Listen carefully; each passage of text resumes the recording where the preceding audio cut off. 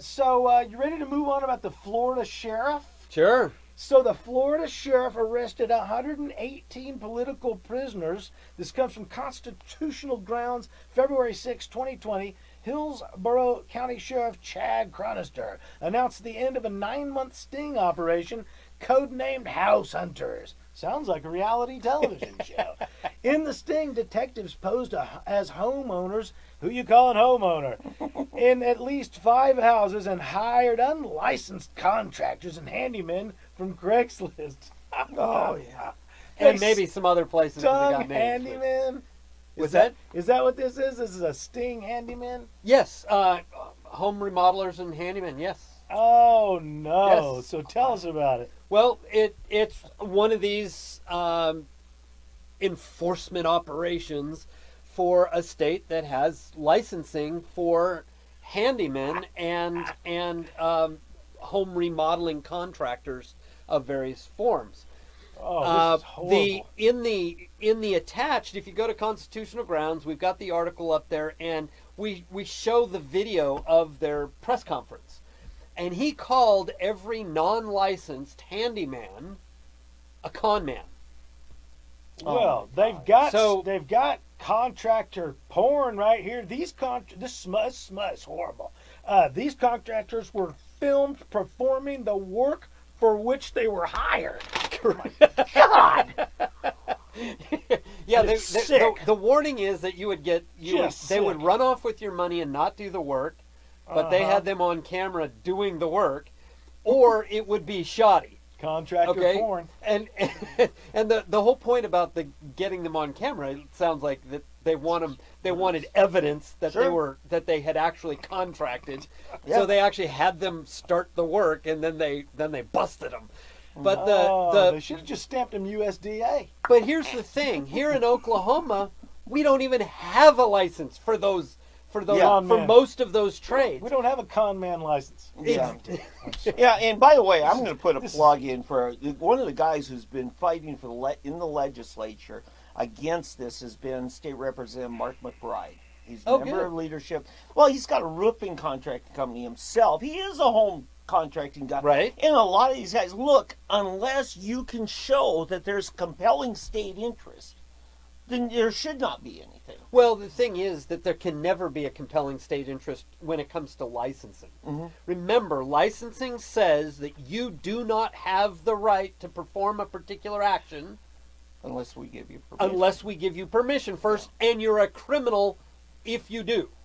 Okay, now isn't that what the courts have commonly called laws of prior restraint? Yes, specifically in First Amendment cases, they call it prior restraint. If it has been used in other cases, I am unaware of it. Okay. But that prior restraint means that you can't write this or that.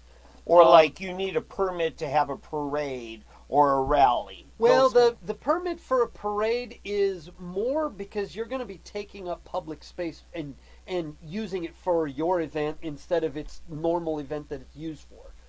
For people to walk down the street. Correct, but we're gonna be shutting down the street for all traffic, and we're gonna be providing But until Edison devised some little invention, everybody walked down the street. Well, that's true. Yes, that was your idea in the first place. Yeah. The main thing is everybody else is going to have to go around. Right. But to hold a rally in the park, what else would happen in the park? You don't need a permit People would gather for that. in the park. No, you don't need a permit for that unless you're going to take up the park. Well, didn't we had a Trump rally we had to get the bathrooms opened up. Oh, the permit was for the bathrooms. You need a license. I don't know that. Need a license to crap, people. I thought that's what opened the bathrooms, was you had to have the permit that you're having an event. But that's all hearsay. Well, don't get me wrong. They abuse the permitting process. Yeah. They try to make you have a permit just so you can exercise your First Amendment rights. Well, but here we're trying to exercise our Ninth Amendment rights to fix a home, which is just actions that are covered by the general Ninth Amendment. And here we have, I want to hire an unlicensed handyman. Hey, like the guy next to me. And I didn't do it. Nobody saw me do it. You can't prove anything. What in the world? And if I want to hire a con man, I get to hire a con I'm here to man. hire a con. You got a personal, great contractor right here. And if you need a con man, I'm right here. I got to tell you though.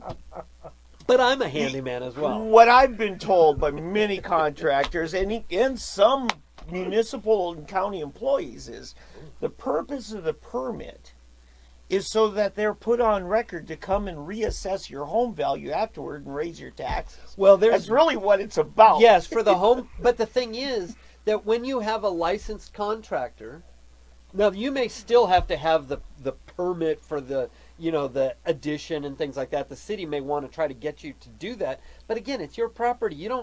They don't.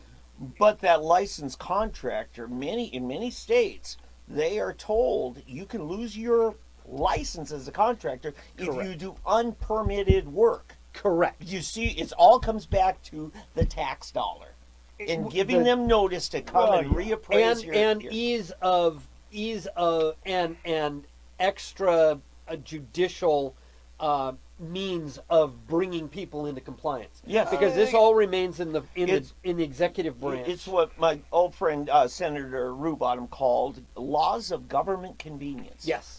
Yeah, very much. So, I mean, this really falls on the umbrella term. You're usually fighting against anything with a license, and that's what this 118 were arrested for contracting without a license is essentially the upshot. Correct. And the chronister highlighted. This is Chad Chronister. This is the guy, the sheriff, Chad He's the Chronister. sheriff, yeah. He highlighted that 3 men were arrested, and these are the examples of how he's stamping out crime. And the first man was a man from whom licensing would protect the public, he said. He was a convicted rapist who had served his punishment. So here's a guy, I mean, you got to admit it's probably tough getting a job after you've served a sentence for rape. Thanks, Sheriff, for bringing it up again. Nonetheless, he's barred from obtaining a contractor's license because we don't want you to have a contractor's license if you violated a woman. And which is understandable. You can't have this guy in private homes. The only way he can do such work is to work unlicensed, which is an interesting angle. The second man, whose license had been revoked 9 years ago, but since licensing is outside of any constitutional allowable law, there's no due process for revocation. They can't string him up or castrate him. Well, the point is that he had his license. I mean, what do you want from these people? You know what, Tom? I'm just saying. Some people have a hard time saying what they think. Tom here can say what he thinks without thinking. I'm an unlicensed contractor. The third man, who had been previously caught in another similar sting, like we're doing these every weekend, folks. If you need some work done.